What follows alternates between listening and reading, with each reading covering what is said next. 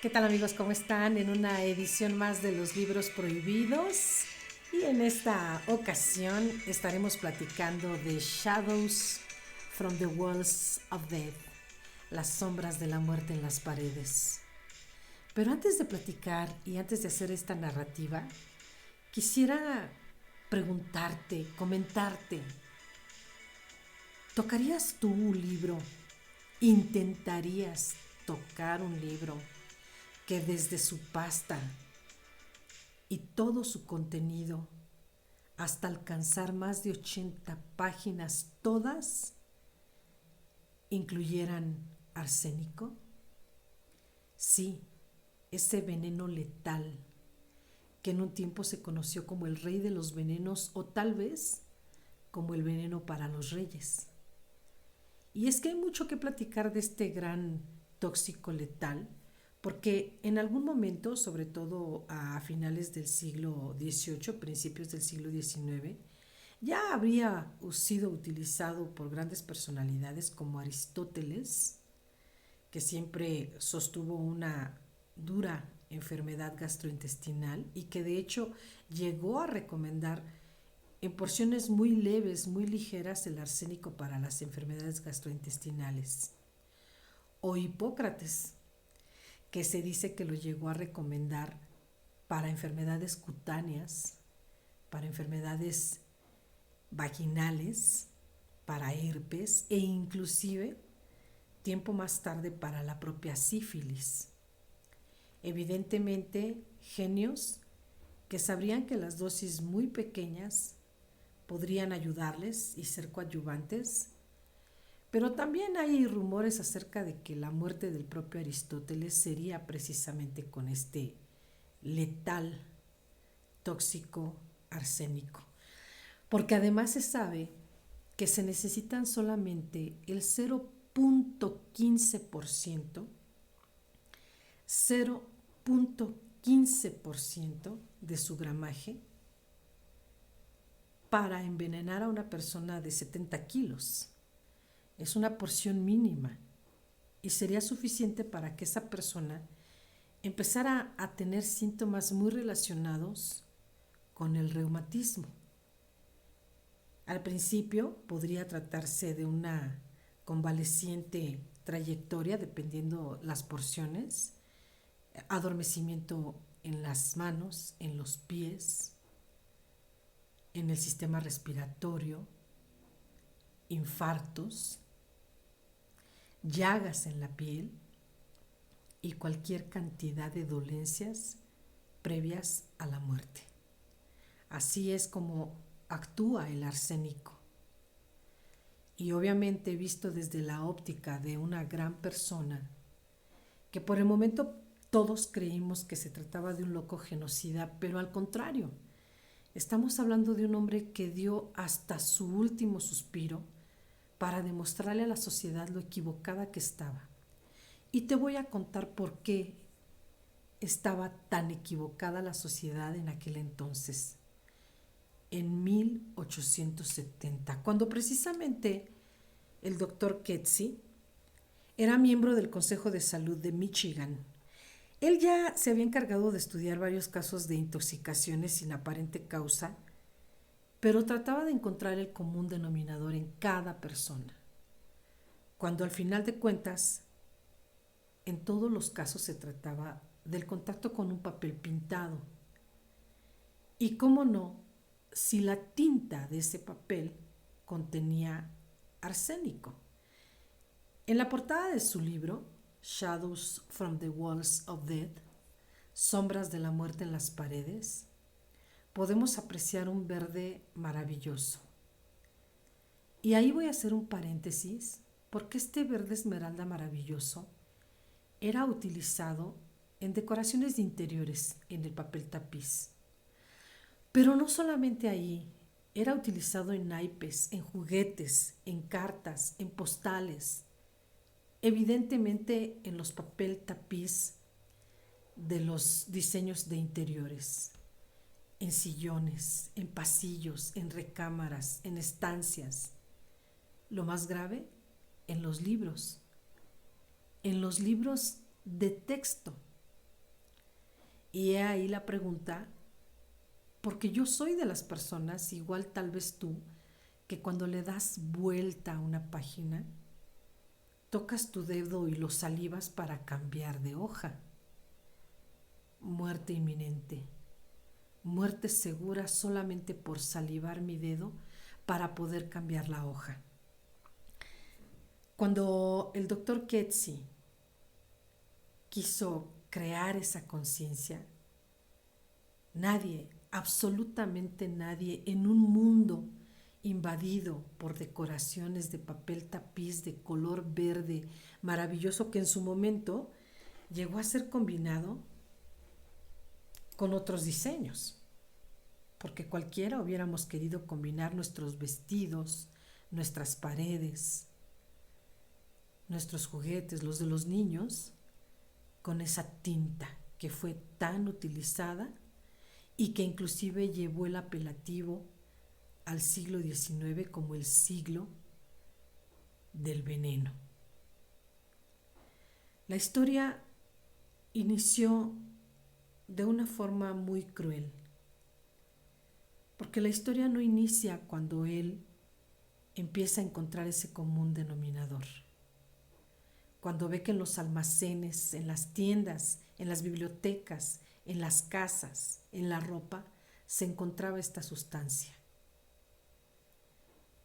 Él emprende un acto de convencimiento y escribe por primera vez en 1873 un libro de nombre Poisonous Papers, Papeles Venenosos, un informe que ya alertaba el peligro del uso generalizado del arsénico como pigmento de papel pintado. Pero lamentablemente ningún gobierno le hizo caso, ni en Michigan, ni en Estados Unidos, ni en Europa, ya ni en América Latina, en donde inclusive se habla de que las pastas de los libros eran bastante pintadas, tenían ese intenso color verdoso esmeralda que podría darle lujo a cualquier pasta de libro, a cualquier sala, a cualquier biblioteca, a cualquier decorado de interior. Su libro no tiene éxito. Poisonous no puede pasar a más. Poisonous Papers es publicado en 1873 sin éxito. Pero ¿y entonces qué podía hacer Robert Ketsi para plasmar esa enmienda, esa lección, para parar la muerte y las enfermedades en cada persona? Para su suerte, buena y mala, desgracia de cualquiera, en algún momento recibe la llamada de una pequeña familia, alertándole sobre una de sus integrantes. Tristemente, tratándose de una pequeña de solo 9 meses. La pequeña Emma estaba pasando por momentos muy delicados. Agravaba y después mejoraba un poco, pero después volvía a caer. Muy espantados, sus padres acuden precisamente al doctor Ketsi para compartir esto.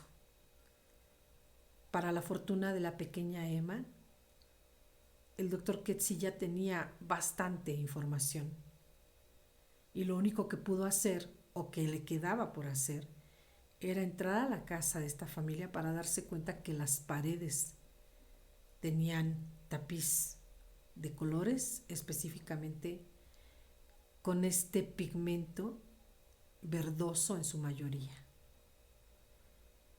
Y sobre todo el cuarto de la pequeña Emma, que tenía pintura en el tapiz, evidentemente, tapizado con unos colores hermosos, que día con día los estaría respirando la pequeña Emma. Y hay que mencionar que esta pigmentación, como lo argumentaba Robert Ketsi, no iba a quedar estática.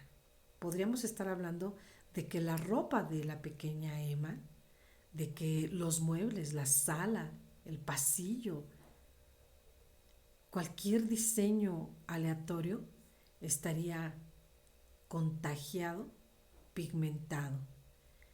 La receta fue muy simple y dolorosa.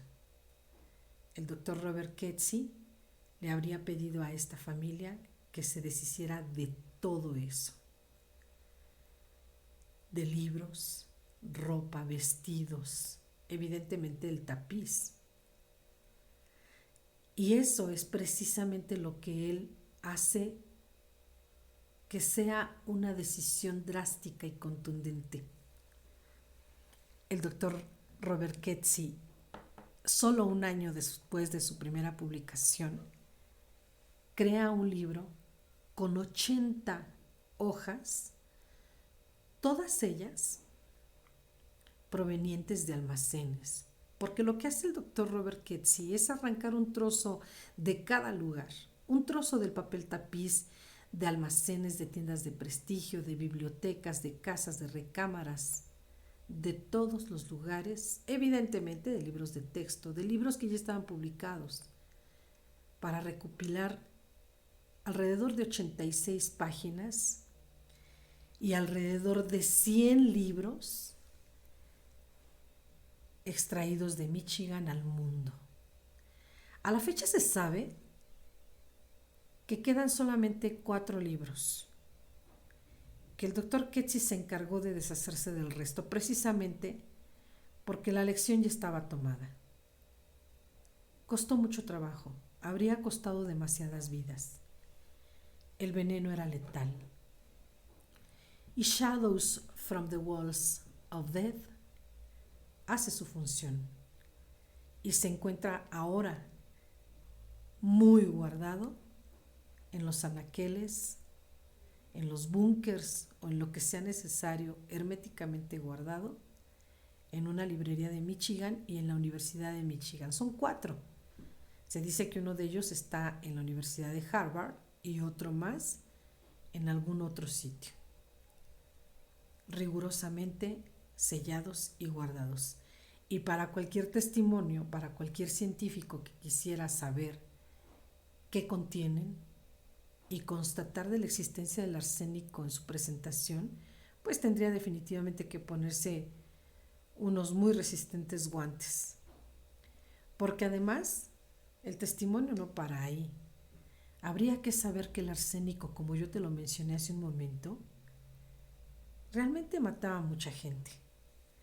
Y sí, tendríamos que hablar no solamente de los 0.15 gramos, que es la dosis mortal para cualquier persona, específicamente si mide más de 1,50 o pesa 70 kilos. Una de las cosas que vale la pena destacar es precisamente la muerte de un hombre, Aristóteles, porque se dice que hay un hombre, o hubo un hombre, que escribió un libro acerca de la muerte de Aristóteles. El libro se titula El nombre de la rosa. Y en este libro se habla de la posible causa de la muerte de Aristóteles, envenenado por un monje benedictino, un monje loco. El libro causa estragos en un monasterio italiano del siglo XV, pero curiosamente mata a todos sus lectores, de forma, podríamos decir, que accidental. Y todos los lectores en esa época, se dice inclusive, que leyeron a dedazo puro, cambiando las páginas del libro, y evidentemente podría tratarse de libros envenenados. ¿Será cierto o no que este monje benedictino loco habría atentado contra la vida de Aristóteles? ¿O será tal vez sí o no que el propio Aristóteles, en esa contienda que tenía con su estómago, habría ingerido una dosis extra en su copa y lo llevaría a la muerte? Otra de las grandes historias que narra nuestra trayectoria hacia el contenido del arsénico es sin duda la copa de cicuta, ¿Qué es la copa de cicuta? Bueno, es sin duda la copa mortal. Esa copa de arsénico mezclado con vino que ingerían los sentenciados a muerte. Y es el caso precisamente de Sócrates. Todos sabemos que la muerte de Sócrates fue por una condena. En aquel entonces Sócrates, siempre peleando por los derechos de los jóvenes, siempre luchando en contra del gobierno por sus propios ideales, el gobierno por sus idealismos y Sócrates por los ideales de los jóvenes, llegó a tener una cantidad fuerte de discípulos, entre ellos Platón. Sin duda, cuando lo tomaron preso, no había otro camino para él ni para ningún otro reo que la muerte. Era muy común una sentencia a muerte por parte de una persona, por importante que fuera, que estuviera en contra de los idealismos gubernamentales. Cuenta la historia, narrada en un gran libro, que al llegar el carcelero con la copa de cicuta, Sócrates le preguntó: amigo, tú que tienes experiencia en estas cosas, me dirás qué debo hacer. Obviamente, porque lo que seguía para Sócrates era la inminente muerte. Y entonces el carcelero le contesta: no tienes nada que hacer, maestro. Simplemente beberla, pasearte, caminar, mover las piernas, y entonces te tenderás en la cama y el veneno producirá su efecto. Así diciéndolo, le entregó la copa a Sócrates, quien la tomó con gesto amable y sin inmutarse, miró al carcelero y le dijo: ¿tú crees que podría hacer una libación con los dioses tomando este veneno? El hombre le respondió: preparamos, Sócrates, la cantidad que juzgamos necesaria. Comprendo, repuso Sócrates. No obstante, antes de beberlo, simplemente quiero rogar a los dioses que me protejan en mi viaje al otro mundo. Tomando la copa y sin vacilar, Sócrates la estaba bebiendo. Y la estaba bebiendo frente a una cantidad importante de jóvenes, sus discípulos. Hasta entonces todos ellos habían podido contenerse sin manifestar su dolor. Era mucha la admiración que le tenían a su maestro, pero cuando hubo tragado el último sorbo de veneno, sin duda, muchos de ellos empezaron a llorar. Algunos de ellos gemían. Inclusive uno de ellos, cuando los gemidos, no soportó más la tristeza y gritó: para, ¿por qué haces esos ruidos?